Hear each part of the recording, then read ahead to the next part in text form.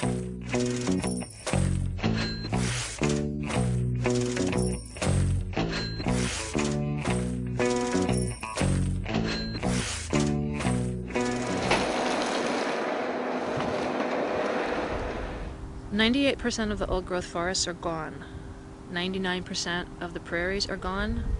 80% of the rivers on this planet do not support life anymore.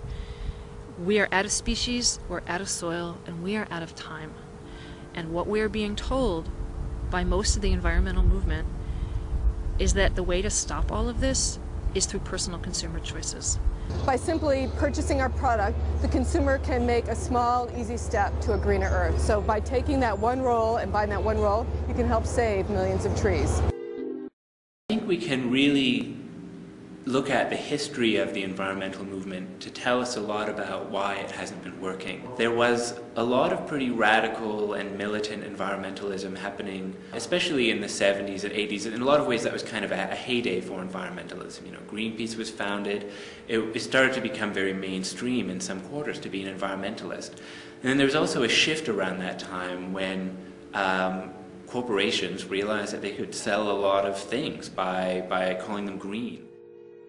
Greenwashing is an attempt by corporations to put labels on their activity that are popular and that appeal to people's sensibility about and concern for the environment and for ecology. For the vast majority of people within society today, that there's a total sense of denial and disconnect between what they think is good and right and then their actions as a society or as a civilization, especially as it relates to the natural world. I have a real problem with a lot of the, quote, solutions, end quote, that are put forward by people because they confuse what is real with what is not real. What they do is they take the industrial economy as a given. How can we save the industrial economy? And, oh, it would be nice if we still have a planet. It doesn't matter if I buy, hemp soap if there's a runaway greenhouse effect and the planet becomes uninhabitable. The modern mainstream environmental movement of the big environmental organizations, Greenpeace and Sierra Club and the others, is rooted in that very same cultural lie that nature is resources. Nature is things to be used and managed.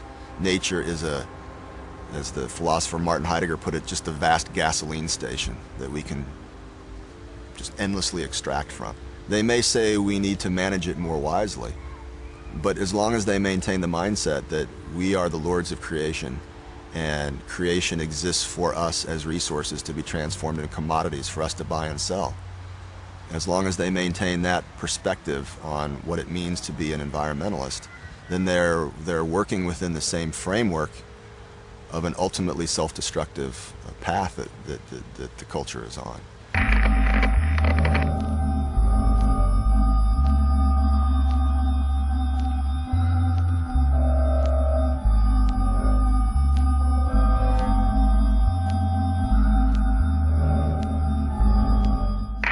The marketplace is also going to be very important. Many customers have been pushing for change in the boreal forest.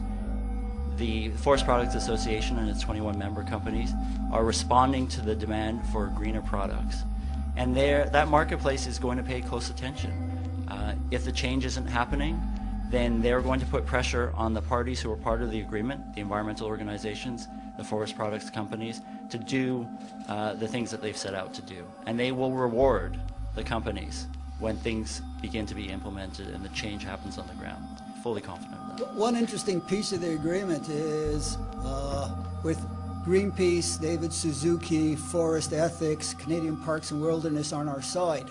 When someone else comes and tries to bully us, the agreement actually requires that they come and work with us in repelling the attack, and we'll be able to fight me, fight my gang. I personally have no use for large institutionalized environmental organizations. I think they're more than a help. They're just eco-bureaucracies. And, you know, I won't name any because I don't like to badmouth organizations except for one, which I feel that I can, and that's Greenpeace. And the reason I can criticize Greenpeace is I am a co-creator of Greenpeace, and therefore I feel like Dr. Frankenstein sometimes, and I feel that since I helped create the thing, I can certainly criticize it.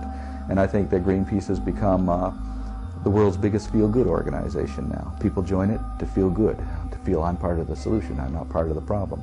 Greenpeace brings in close to $300 million a year. And what do they do with that money? Generate more money.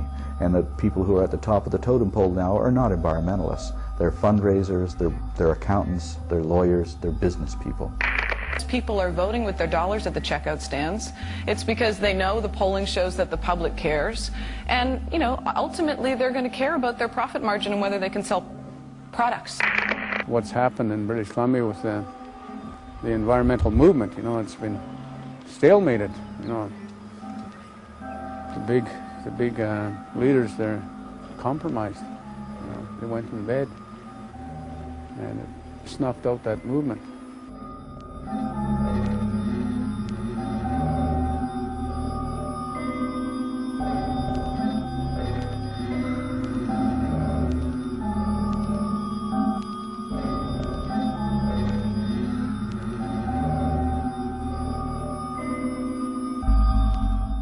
So what happened was there was direct action, there were blockades, there was an international market campaign that put a lot of pressure on the companies that were logging in the Great Barrier Rainforest. But the end result was that all fed into a closed-door negotiation with Sephora Berman leading the negotiation, or as chief negotiator on the conservationist side, where a lot of the groups that actually did the work, the direct actions, and did the market campaigns were shut out of the process.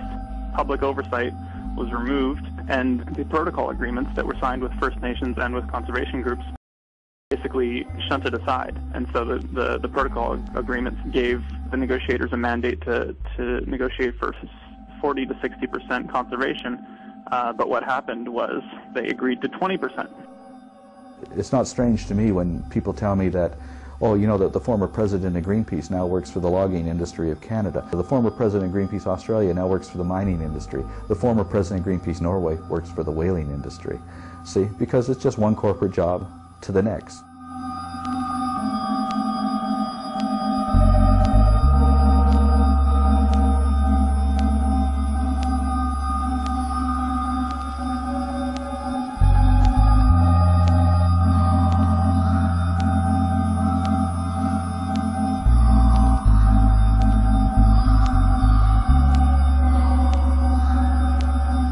The only measure by which we'll be judged by those who come after is the health of the land and the health of the water, the health of the earth. They're not going to give a shit as to whether we recycle. They're not going to give a shit as to whether we wrote our legislators. They're not going to give a shit as to how hard we tried. What they're going to care about is whether they can breathe the air and drink the water, whether the land will support them. And they're not going to care how hard we try. They're not going to care about any of that. What they're going to care about is, do we live on a living planet?